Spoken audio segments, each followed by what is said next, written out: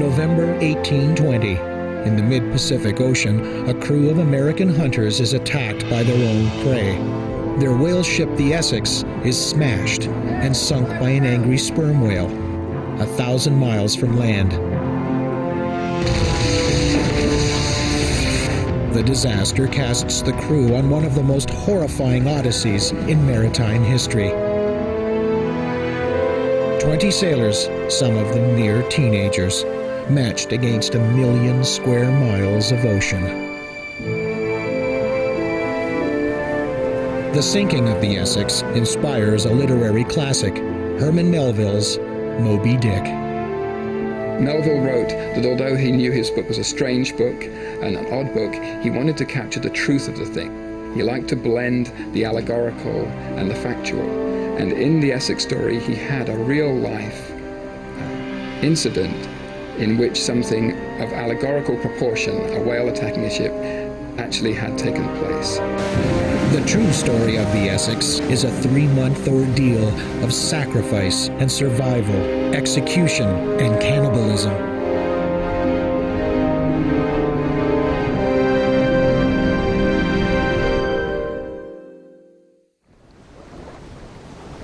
"20 years after the tragedy, a young writer named Herman Melville sails the same Pacific waters.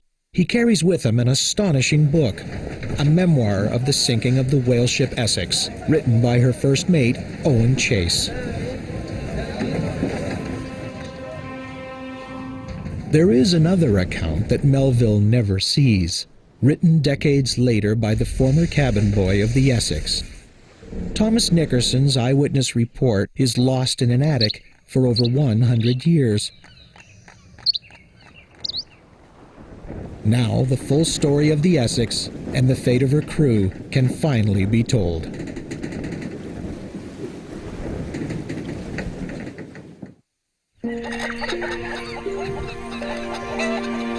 Our story begins in August 1819 on a windswept island off the Massachusetts coast, the island of Nantucket. In 1819, Nantucket claims only 8,000 inhabitants. It is the whaling center of North America and one of the wealthiest communities in the United States, a financial empire built on the slaughter of the most valued commodity of the day, whales.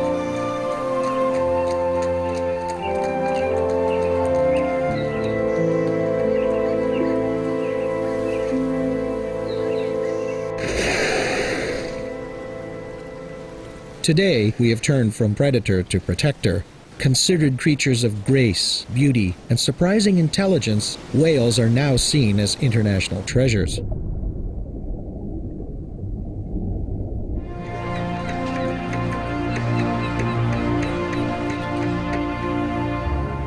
Whaling as an industry was incredibly important.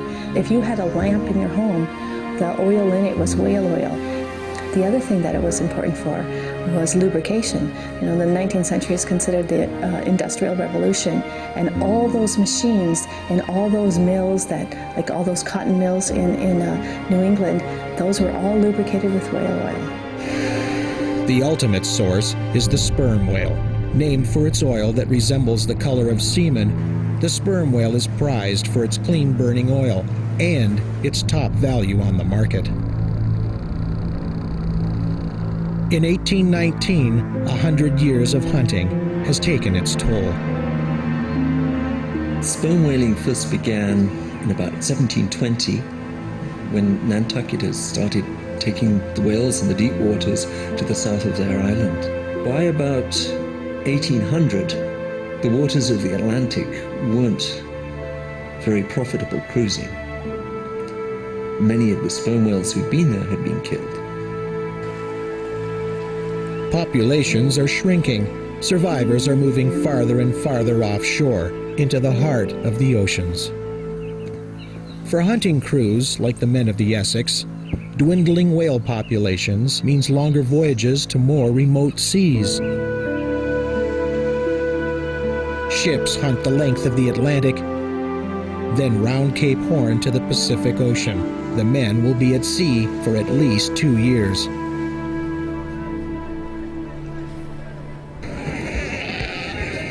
For 28-year-old George Pollard, a successful voyage will pay him a share of the profits worth more than $150,000 today. He has been given command of the American whale ship Essex, his first captaincy.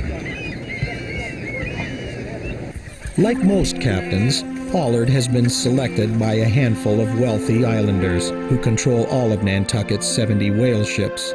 Household names like Macy, Folger, Starbuck, the oil barons of their day. Ironically, they are Quakers, a Christian congregation that forbids violence to fellow humans but sanctions the slaughter of wild creatures. Pollard's first mate is 22-year-old Owen Chase, an ambitious man eager to captain his own ship.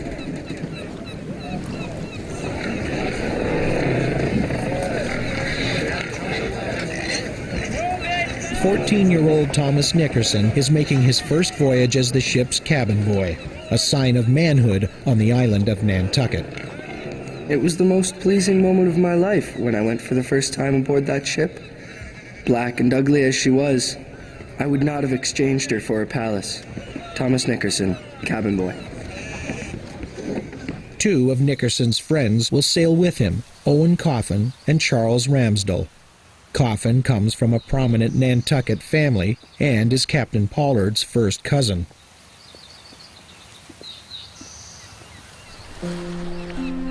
On August 12, 1819, the Essex is ready. Finally, it is time to leave.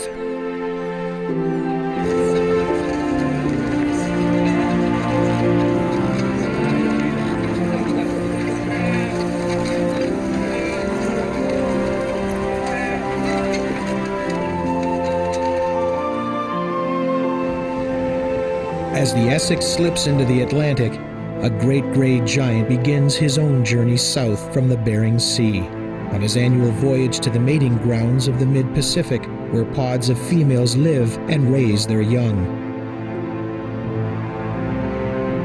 For most of the year, he's a solitary male, hunting for squid in cold northern waters. He eats nearly 4,000 pounds per day.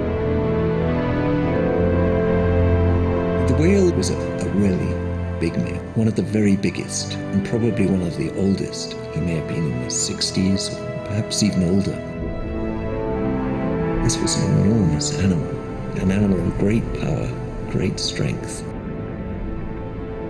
The giant is almost as long as the Essex itself.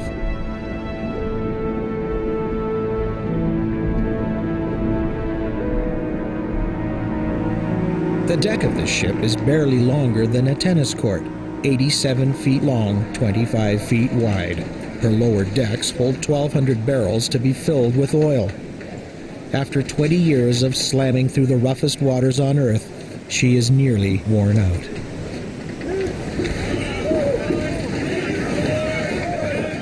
Within these cramped wooden quarters, the crew makes their home.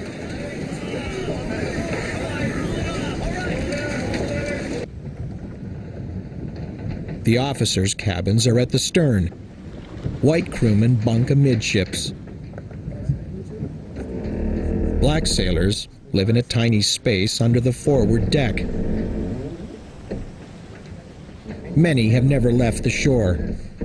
They have no idea of the hardships ahead.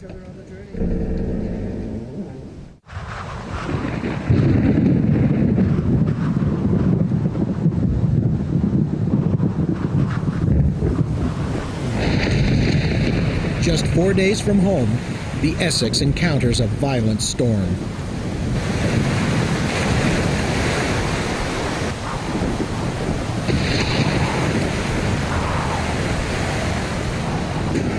Pollard orders the ship turned around to run with the wind, but miscalculates the speed of the storm.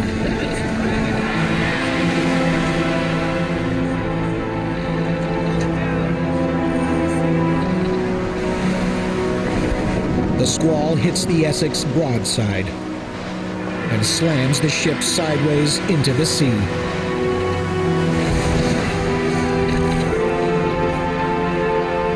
Pollard is fortunate. A huge swell sets the Essex upright, and her terrified crew survives. But there is far worse in store.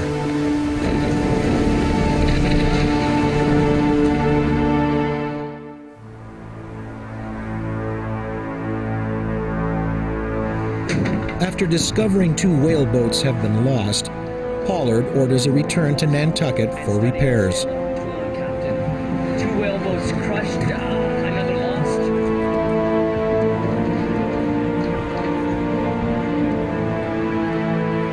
Owen Chase fears the novice crew will desert if the Essex returns to Nantucket. Chase challenges the captain's authority. Pollard wavers, then abandons the homeward course. With an indecisive commander and an ambitious first mate, the Essex is a ship with 2 masters.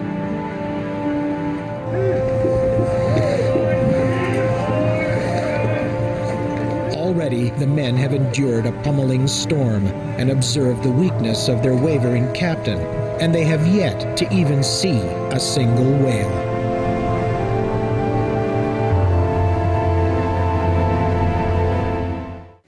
The sperm whales hunted by the Essex are the largest toothed mammals on Earth. Their brain is the biggest of any living creature, 6 times the size of a human's. Their massive heads contain 500 gallons of a unique oily substance that scientists believe is used for echolocation, the whale's method of navigating the sea. But their tremendous size masks a peaceful nature. The sperm whale has had rather bad press, mainly because of Moby Dick. It is, in fact, one of the most timid and gentle animals you'll ever run across. To hunt them, the Essex must replace her lost whaleboats. Finally, on the Cape Verde Islands, Pollard finds and purchases a whaleboat. But after 2 months at sea, his holds are empty.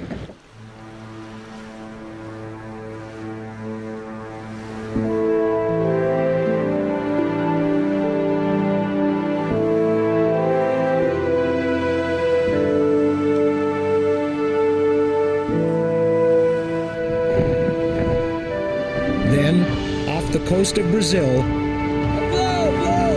About a gallon and 1 or 2 bulls up to westward!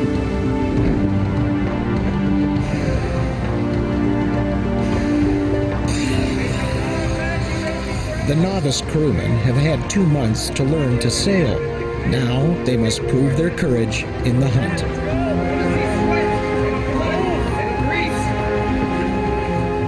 The sperm whales are quite easy to track. This is because they tend to move steadily and not too fast through the ocean. More often than not, they move in straight lines. And so the whalers knew this, and they could predict with quite a lot of success where the whales were going to come up. The whaleboats are fast but fragile.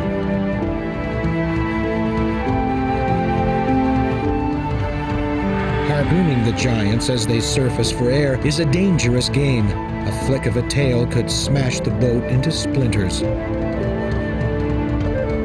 Once harpooned, the whale drags the boat behind, furiously swimming until its strength is spent. They call it a Nantucket sleigh ride. The kill is cautious, but cruel.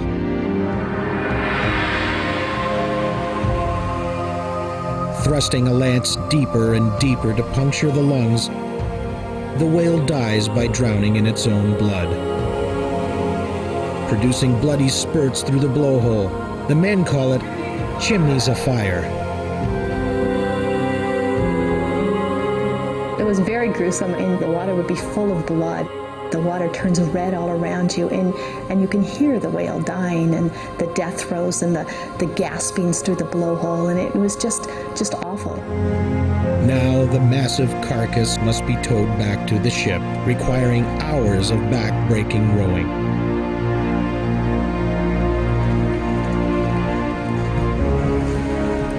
Then the butchery begins.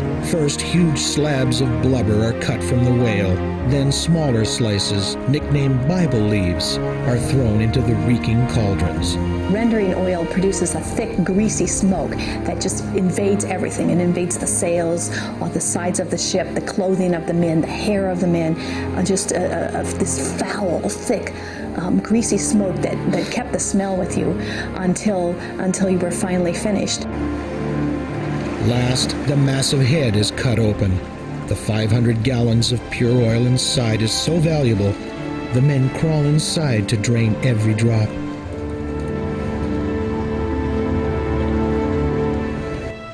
After 4 months at sea, only one sperm whale has been killed, yielding a paltry 40 barrels of oil. Any hope of profit requires sailing to the Pacific Ocean and braving the infamous Cape Horn.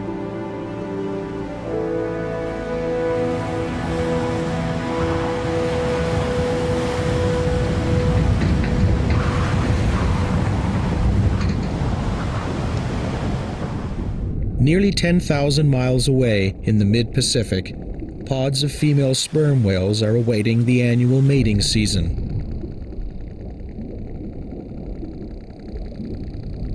Soon, males will arrive and compete for breeding rights.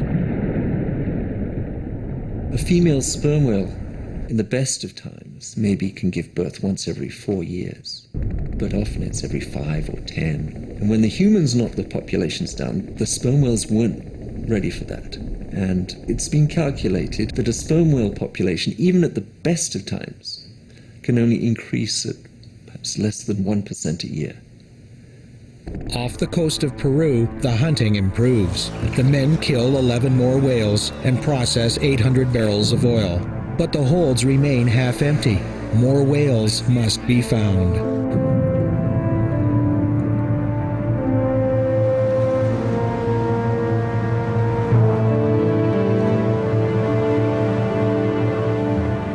There are rumors of abundance, thousands of miles north and west. It is called the offshore ground.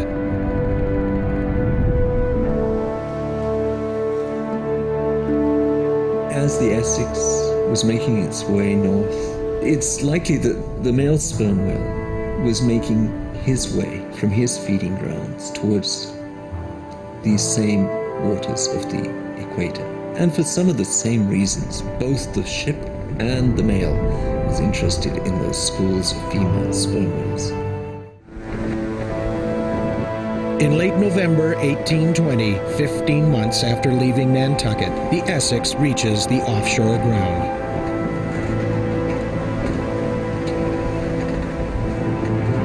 There she blows! White water! They have found the sperm whale's breeding ground and enough adult whales to fill their holds with oil.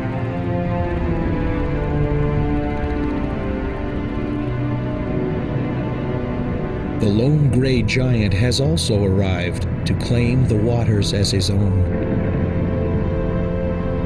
He is continually keeping track of the other males, frightening them off, probably mainly with the sound of his clicks. But if any of them are being particularly brazen, he may go and attack them and fight them.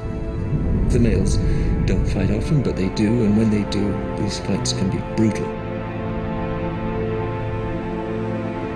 November 20, 1820. The hunt begins, but the danger has doubled.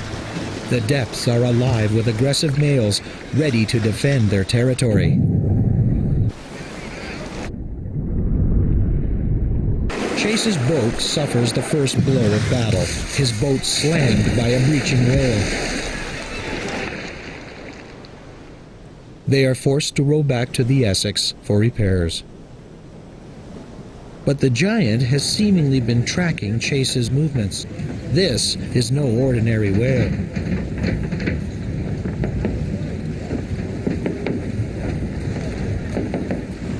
Chase himself uses the language of intention, of malice, of vengefulness, of cunning. Chase's whale is a malevolent whale. 100 yards from the ship, the giant breaks the surface.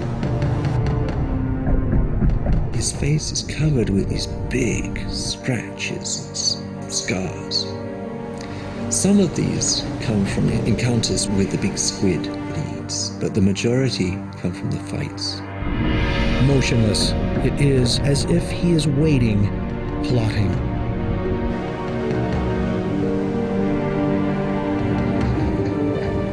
I saw a very large whale approaching us. I called out to the mate to inform him of it. Mr. Chase, whale off the larboard bow. Then the giant takes aim at the old wooden ship and charges. I involuntarily ordered the boy at the helm to put it up hard, intending to sheer off and avoid him. Owen Chase, first mate.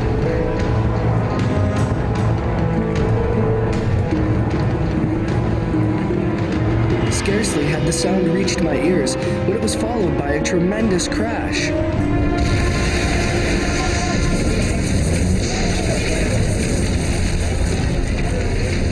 The ship brought up as suddenly and violently as if she had struck a rock. We looked at each other with perfect amazement. The impact destroys part of the keel. Stunned by the collision, the whale floats alongside. At 85 feet, he's the greatest whale ever seen. Instinctively, Owen Chase grabs his lance, then hesitates. If stabbed, the giant's thrashing tail could splinter the rudder and leave the Essex adrift and helpless, 1,000 miles from shore. The whale recovers and retreats a quarter mile. Then charges again.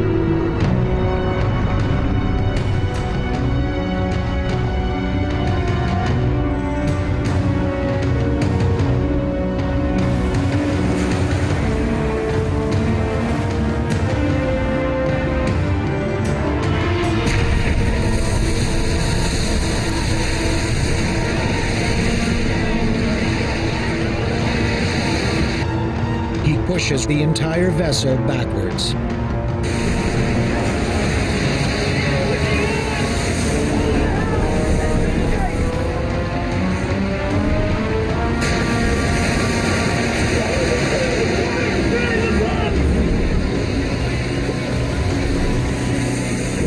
The first ramming, I think, may have been an accident. The second clearly wasn't.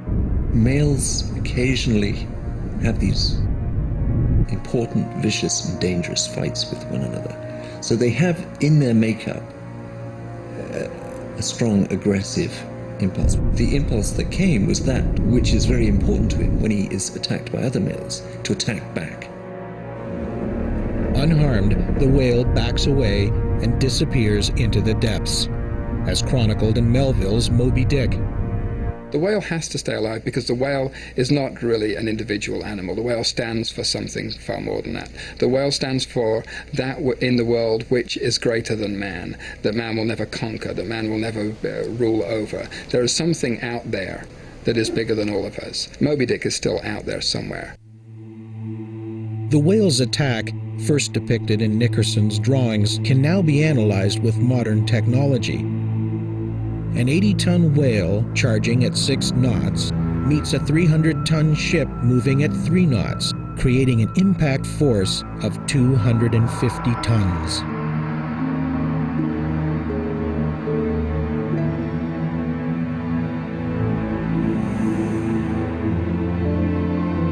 The oak ribs of the Essex are not solid lengths of wood, but rather an interlocking peg and timber system.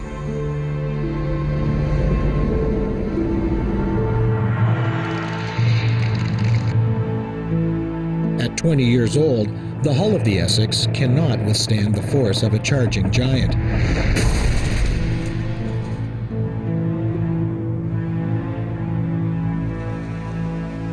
As the Essex founders and swamps, Captain Pollard and the others abandon the hunt. Scrambling aboard, the men salvage canvas, navigation aids, and firearms. They have only 3 small boats. Each can carry 200 pounds of hardtack and 65 gallons of water.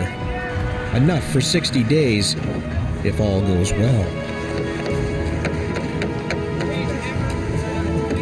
Small boats with makeshift sails, and thousands of miles of empty ocean in every direction. The next morning, Pollard announces his plan. They will follow the trade winds to Tahiti in the Society Islands, 2,000 miles to the southwest. But again, Owen Chase disagrees. There are rumors that cannibals inhabit the islands. Chase proposes an eastward course toward Chile, where other ships may find them. But this is twice as far as Tahiti, and against the wind and current.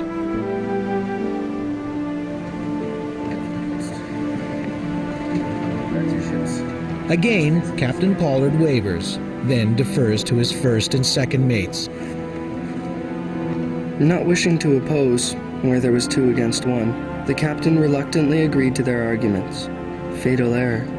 How many warm hearts have ceased to beat in consequence of it? Thomas Nickerson, cabin boy. The men are divided among the 3 boats. Captain Pollard claims 6 Nantucket sailors for his boat, including Owen Coffin, his teenage cousin. Chase selects the other whites. Second mate Matthew Joy is put with the remaining black shipmates, and no navigational aids.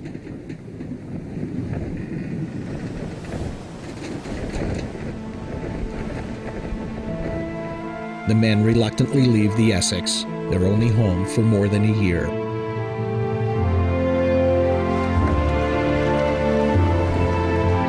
For Melville's Moby Dick, this was the story's end. For the men of the Essex, their ordeal has just begun.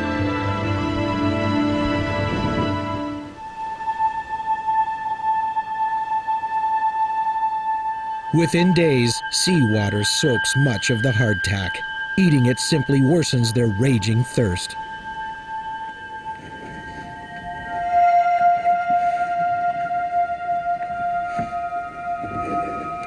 By the 3rd week, provisions are short. Starvation sets in. Their bodies burn beneath a merciless sun. The waters yield no fish, and rain caught in salt-laden sails is undrinkable.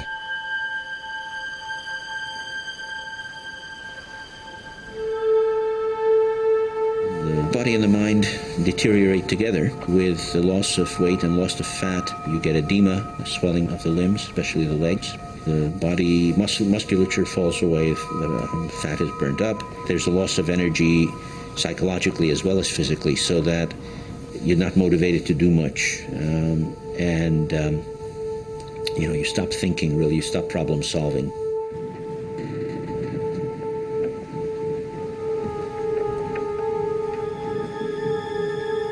After nearly a month in the boats, they have few provisions and little hope left. And then... There's land!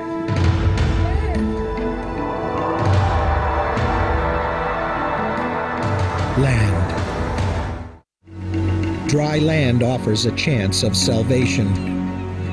Pollard's inaccurate charts put them at a coral outcrop called Ducie Island. But this is Henderson Island, 50 square miles of sand and scrub.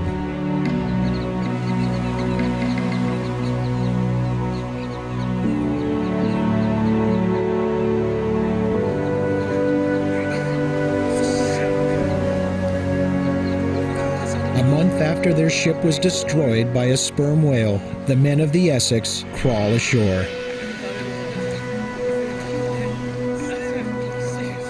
They find birds to be stolen from their nests, crabs and shellfish on the shore, and dry space to stretch their weakened limbs.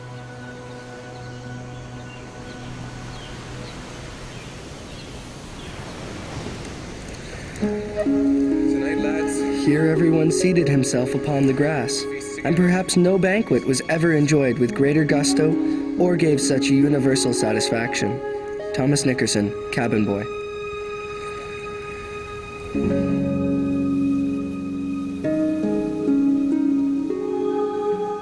Staying on the island is a gamble. If they find no fresh water, they will deplete what little they carry. After the most diligent search, no water could be discovered. And at nightfall, we were compelled to return, sorrowing and dejected.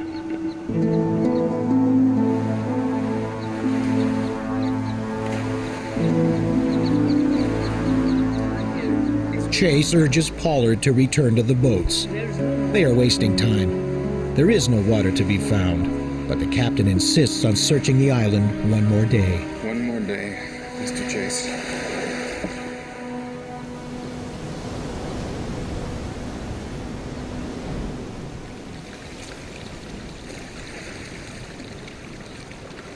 The next morning, a promising find. For a half hour each day, the tide lowers to reveal a freshwater spring.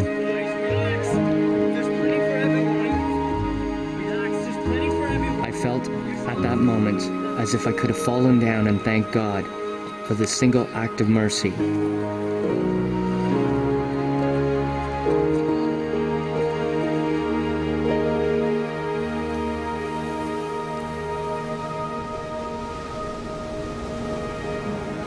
The fifth day on Henderson is Christmas Eve, but the island provides no more gifts. In less than a week, the men have consumed nearly everything the land can offer.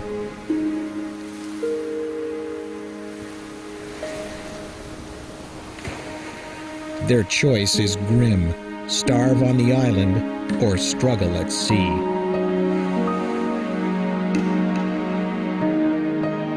There is one slim chance. The winds and currents could push them to tiny Easter Island, 1,000 miles east. Once again, Pollard must face the sea and pray that it can deliver them safely home.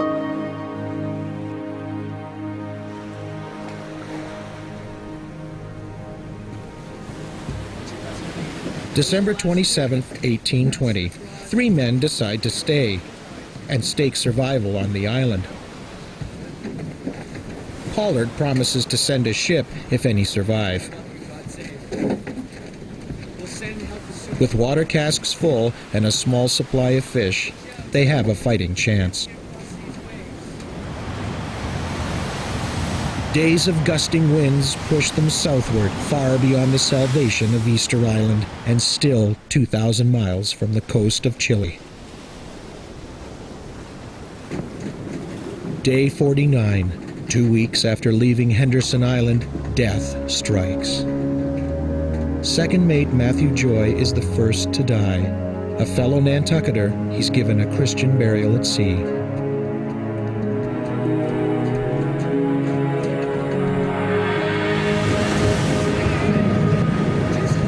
Two days later, a storm drives Chase's boat from the other two. In vain did we look over every part of the ocean for our companions. They were gone. Alan Chase, first mate.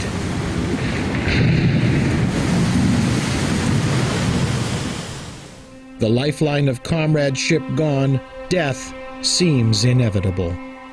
Only 8 days later, on Chase's boat, the eldest crewman is ready to die. Very frequently people will just say, okay, I've had enough of this, now I'm going to die. They're not in noticeably worse shape than they were the day before, but their will to live has just given out. And they lie down and wrap themselves in a piece of cloth if they have one and turn their face to the wall, and that's the end.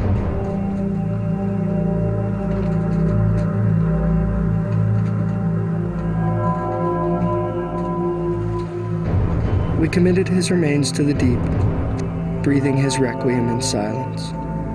Thomas Nickerson, cabin boy.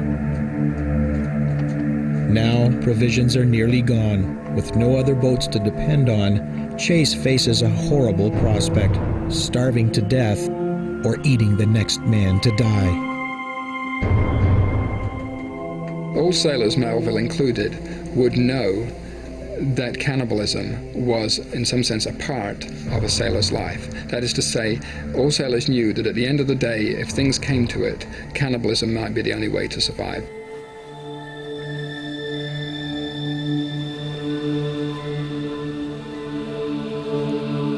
On Pollard's boat, 300 miles away, another crewman dies. The death forces Pollard to face the same decision as Chase. basically human beings are meat. If you've been starved long enough, when you are suddenly confronted with the possibility that here is, 120 pounds of meat or 100 pounds of meat, the thought of eating it must not be very far behind.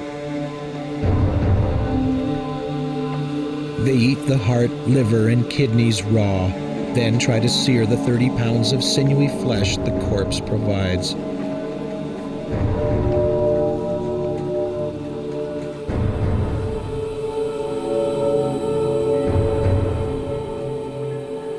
After more than 2 months at sea, Pollard's boat drifts away in the darkness. Now, all 3 boats sail alone toward further human horrors.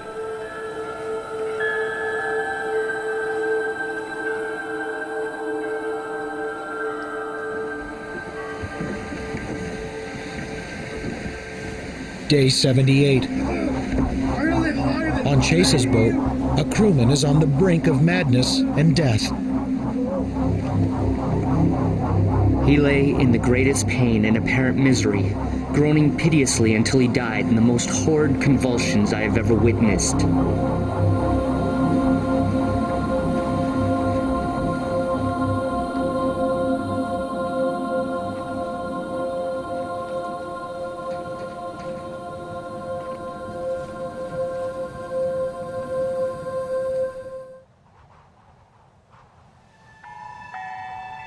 Less than 100 miles north, Captain Pollard faces the ultimate human abhorrence.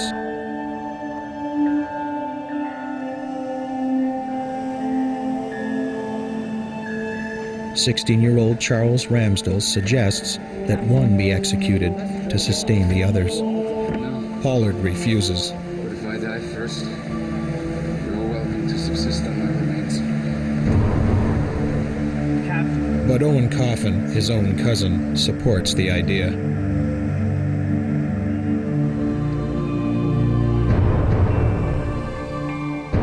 I think the psychological difference between eating somebody who has died of natural causes, and killing somebody is a very big one. I think it's a big psychological step, especially one of the people that has suffered with you, worked with you, been with you from Nantucket on to the whaling situation, to the shipwreck, in the boats, and so on, and sort of cold-bloodedly killing him so that you can eat him.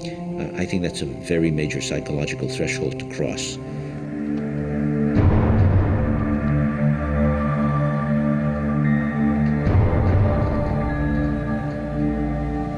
The lots are drawn. Young Owen Coffin is the loser. Shoot the first man who touches you. I like it as well as any other. Coffin accepts his fate and prepares to die. Again, they draw lots. This time for executioner. Charles Ramsdell must kill his boyhood friend. I can't. That's my drawing fair.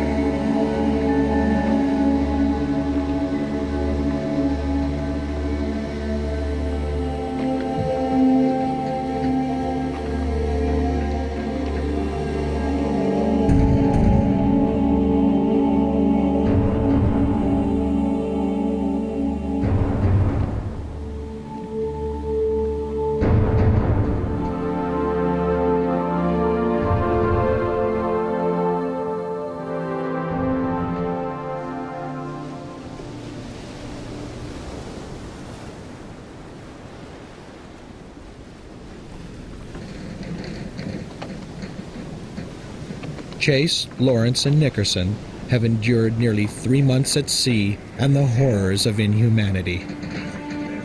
On February 18, 1821, they awaken to a sight they had only dared to dream of. It is the British merchant ship Indian sailing off the coast of Chile. Finally, their ordeal is over. Owen Chase has navigated 2,500 miles of ocean.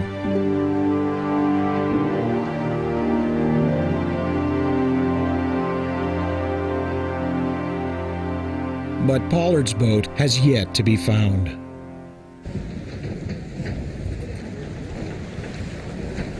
5 days later, and 400 miles south, the Nantucket whaler Dauphin comes upon a horrendous scene.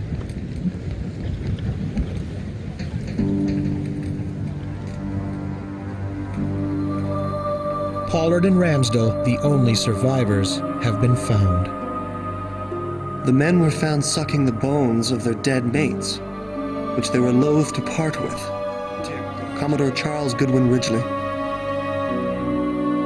I think by the time that they were rescued, they were probably insane, completely unaware of circumstances around them, unaware of the ship being there, probably unaware of each other.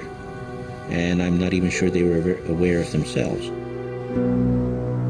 Despite his condition, Pollard has a fierce need to talk, to recount one of the strangest tales of the sea ever told, and to plead that a ship be sent to find the remaining men on the deserted island.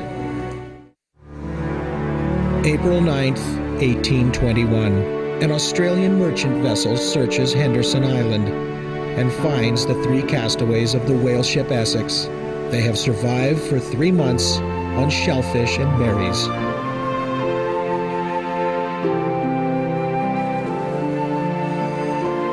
There are to be no more miracles. The third boat is never found.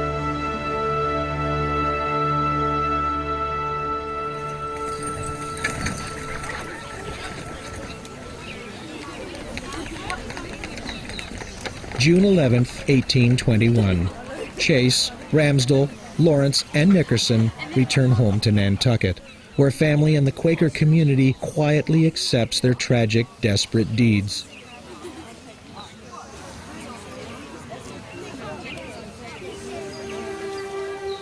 Two months later, George Pollard returns. Neither church nor community condemn him, but Owen Coffin's mother, who placed her boy in the captain's care, never forgives Pollard.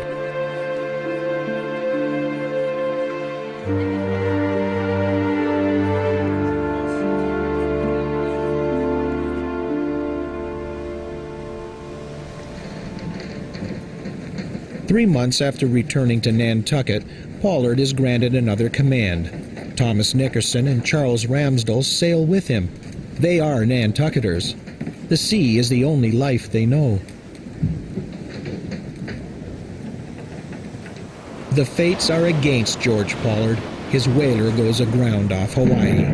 But this time, no men are lost.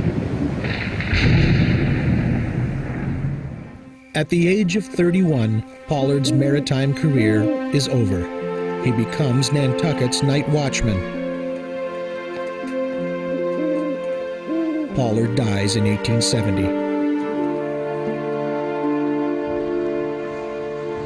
Within a year of returning, Owen Chase angers Nantucketers by writing a shocking account of the Essex, admitting the horrors of cannibalism. Soon after, he returns to the sea and the slaughter of whales. But advancing age brings back unspeakable memories. He begins compulsively hoarding food in the attic of his home and is declared insane. In 1869, Owen Chase dies. Although weaving Chase's account of the Essex disaster into Moby Dick, Herman Melville's story of a vengeful whale is poorly received. But the novel endures and becomes a classic long after the author's death.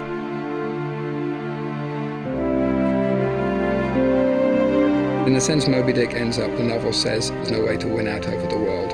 Man will be a victim of violence, of death, of misery, but also a sense that in fighting against the world and the horrors of the world and the miseries of life, you achieve some kind of heroic stature. You become wiser, if sadder. Of the giant whale that sank the Essex, nothing can be known. But his legacy lives on in the 2 million sperm whales who thrive today in deep waters far beyond the Nantucket shore.